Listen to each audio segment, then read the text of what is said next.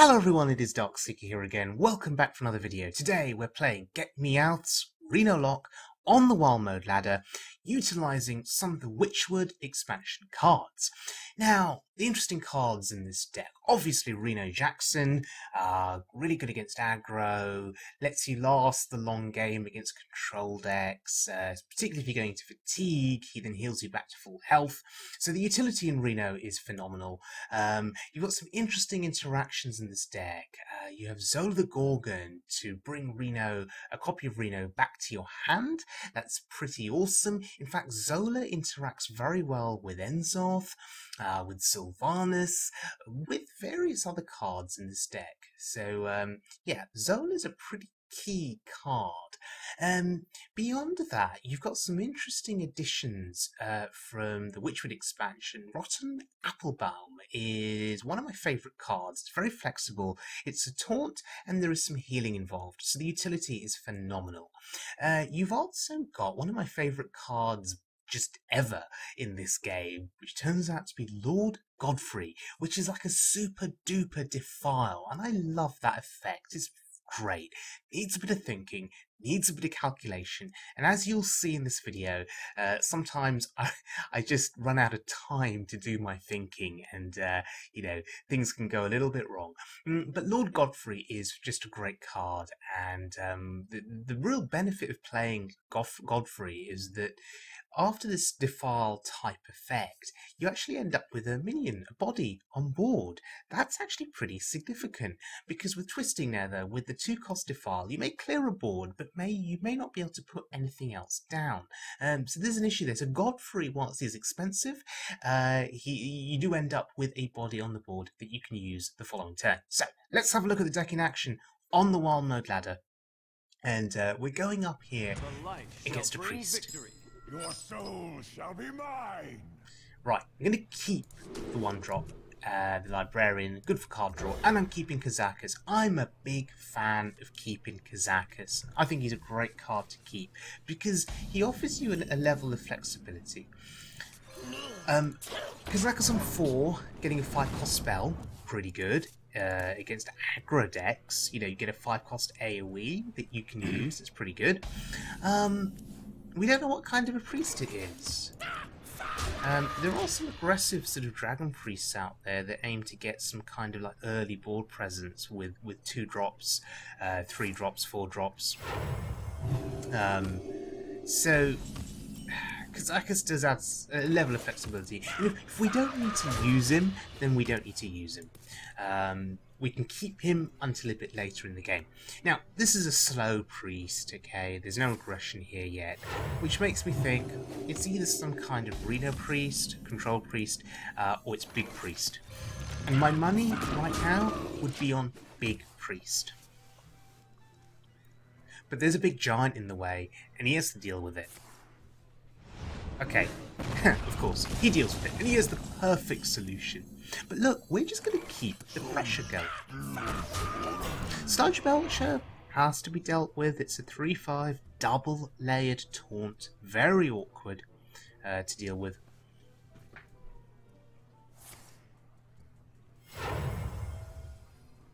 And there it is. There's the Shadow Essence. Maybe he gets bards. Yeah, get wrecked. Not what he wanted to see. We're going to kill Barnes, and we're going to add him to the resurrection pool now to make life super awkward for him. The question is, what else do we want to do? Brann and Kazakus is good for turn 7. So, for the time being, I should have tapped first, by the way, that was a misplay. We're just going to clear the Barnes. And go face. Seems reasonable. And what's important is we have room in our hand to play Brann and Kazakus, get 2 potions, and not overdraw next turn. That's really critical.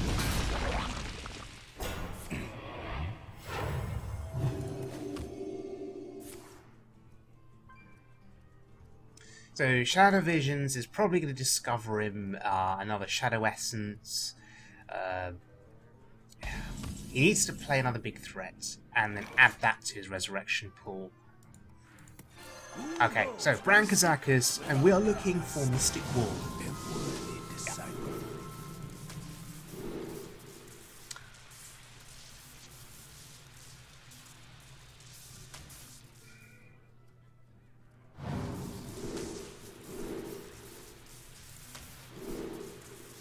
And we'll take the 6 damage to finish off, I think. Okay, so we have 6 damage to all minions, and we also have Mystic Wool. So, yeah, we need to think carefully about how we use the Kazakus potions. Mystic Wool is such a big solution to a big board of minions that he'll play. We need to wait for Spellstone, basically. Now, Shadowweb Horror here clears my board, but this is not a significant board. It's not an overly threatening board, so I'm happy that he's used it. But we need to play something here, so I'm just tempted to play Doomsayer. If we play the Doomsayer, then that buys us another turn. And then next turn, we may draw into something productive that we can use. For a moment, I was tempted to play Zola on the Doomsayer, but there are much, much better Zola targets in my deck. But yeah, this is going as planned. It has bought us another turn. Okay, and that's something we can play. There's some initiative. He now has to deal with it. He has to react to it. It's a good reaction. Obsidian statue. Very awkward minion to get rid of. So, what do we do here? I have to play a card. So I'm just going to play a heal bomb. We don't get the full value. It's unfortunate. But it's a body, I guess.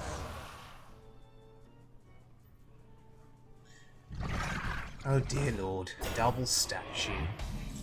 Now we have the tools to deal with his big threats. You know, we have the Mystic Wool, we have Twisting Nether. But we have to time it correctly. So I'm going to kill one of his statues. It may prompt him to use a resurrection effect. Oh wow, double Potion of Madness, double Holy Smite. A double Holy Smite makes me think that he's playing Velen or Malagos in this deck. That'd be pretty scary. Okay, that's Ysera. That's really annoying. I'm thinking in this situation that we could play Kazakus Potion, but 6 damage potion, what does it actually do? What does it accomplish? Ysera doesn't die. So we could just Dirty Rat here. And then we could Twisting Nether. And that board is a good Twisting Nether board. I mean, it'd be nice if there was some more big threats on there. But we do not want Ysera to live for that much longer. Now, Lord Godfrey is a possibility here too, maybe. If we can just injure... Yeah, injure the statue. Get the Geist down to 2. So what are we looking at? 2, 4, 6, 8... I'm very confused here as to what I'm doing, so I'm just going to Twisting Nether. Twisting Nether was my original plan. I then pondered Godfrey. I got confused and thought, okay, did I have to injure the Lich King a little bit more? No, I didn't.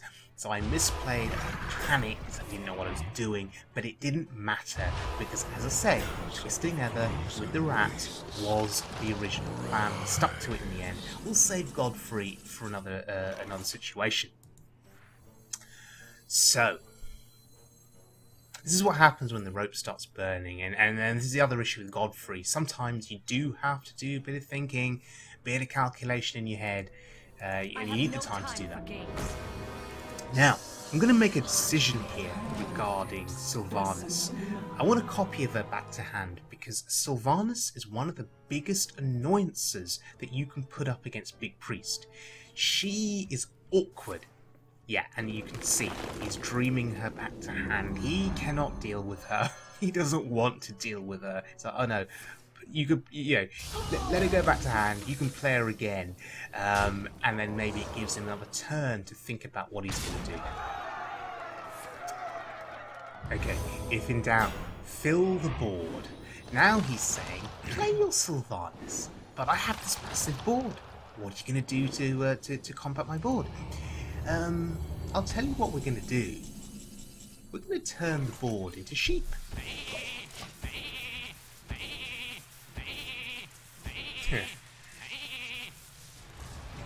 So, we get the armor, and we get the sheep. So, we kill some sheep, then a sheep will go into the resurrection pool. Feels good. So Barnes and a sheep are in the resurrection pool once we kill one of these sheep. So that's pretty decent. So we can Hellfire here. Oh, that's awkward. So we could Hellfire, or we could. What does Godfrey doesn't do anything much. Defile kills the sheep.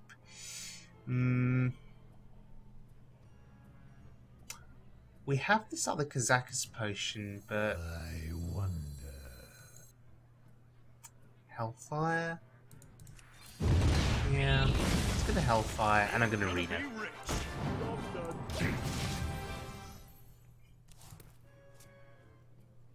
Maybe we can use the Defile a bit later, in a more productive and useful way. Hellfire injures the dragon, the drake there. Okay. I was hoping it would trade into the Reno. Clearly not.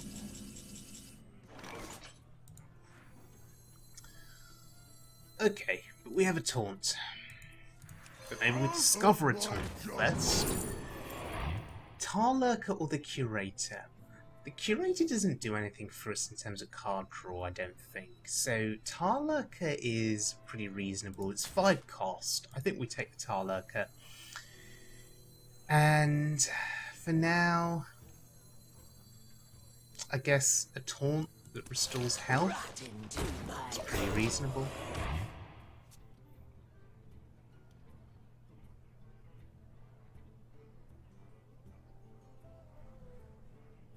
Okay, so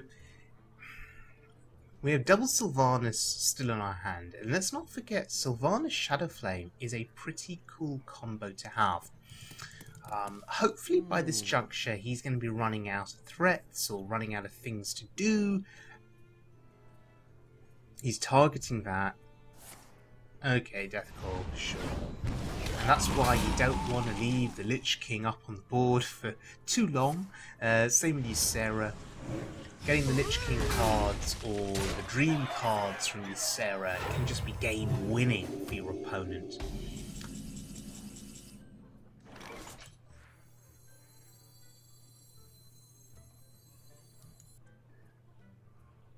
The Tarlurker doesn't do a huge amount, so ends off here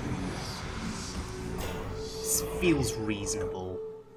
We're not getting full value on it. We're still not getting a Sylvanas back on this board, but hey, you know, a Belcher and a Void Lord is pretty decent.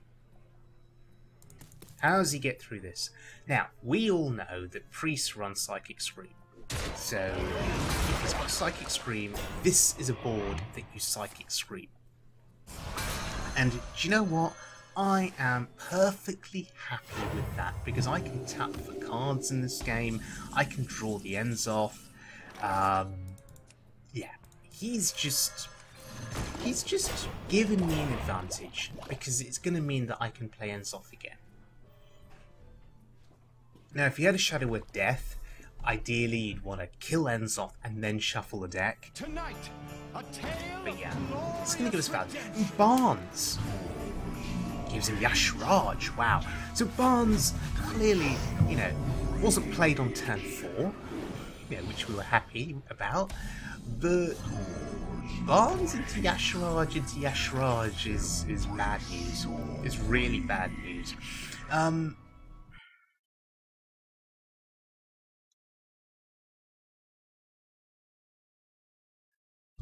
I'm really not sure about what we do here. I wonder. Keep away! Is it a Godfrey turn? This will be a mess. I believe it is. Do I need to trade everything into Godfrey? I'm not sure that I needed to trade everything in. I may have missed one damage to the face. Well, it's inconsequential. It's inconsequential.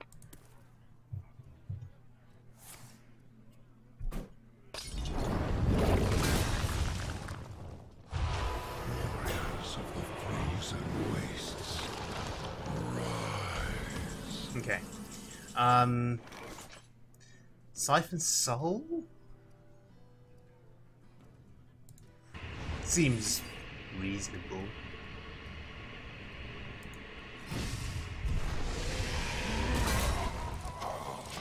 We're slowly running out of cards here, so didn't feel the need to tap. Maybe I should have tapped first, before playing the Siphon Soul. We just need to see out the last few threats. There'll be another Spellstone in his deck, so we just need to see that through. Once we see that through, we should just be winning this game, because Gul'dan will resurrect some good demons for us, and then that'll be game over. So we're outlasting the big priest, and that's the power of this Reno Warlock. Oh look, there's Enzoth again. That's the power of this Reno Warlock.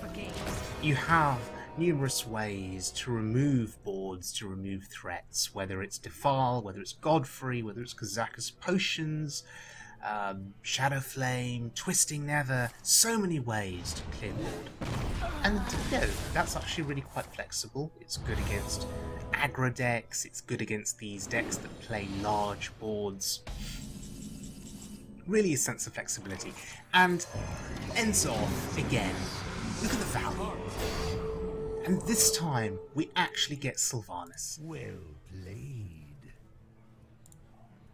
And I'm saying well played because what is he going to do? How is he going to deal with this board? And if he does, there's another Sylvanas in hand. There's a Shadow Flame. We have a Kazakus Potion. We have Mal'Ganis. And then we'll play Gul'dan and get Mal'Ganis back. He's obviously got some kind of a plan in play. Or is this just going to be, I'm going to play out all my cards, show off, and then concede? Light has betrayed me. Okay. Shadow Reaper Anduin. Well, not going to do much for him. He can't heal now. So I'm just going to push damage and win. And sure, Hero Power the Void Lord. That's not going to do you much good.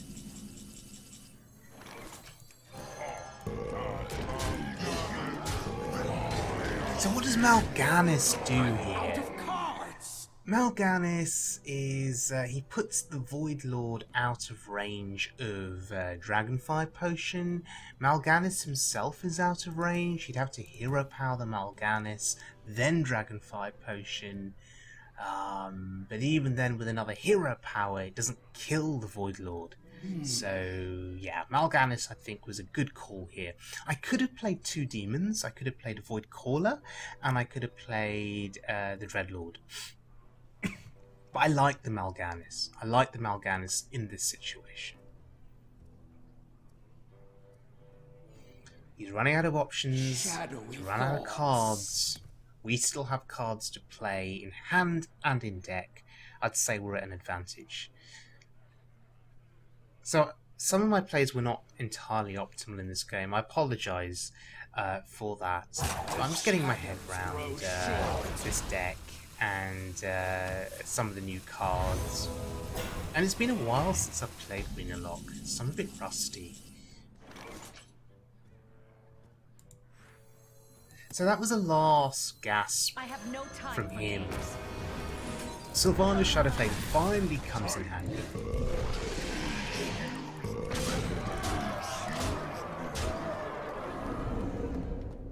And I would say this is over.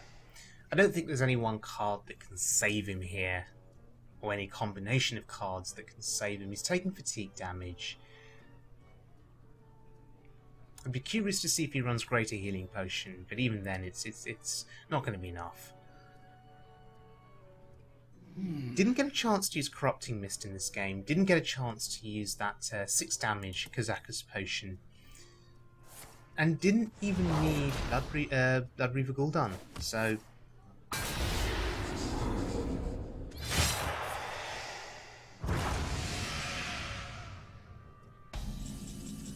oh, there he is. A bond forged in blood and shadow. And there it is. It's over. You actually got to play Gul'dan in the end. Right. Feels good. GetMeowth's Renolock. So, yeah, again, I apologise for any misplays that I made in this game, but I think you guys got the general idea of how this deck works and how powerful and how flexible it can be. I feel strongly about this deck as far as its ability to get to Legend.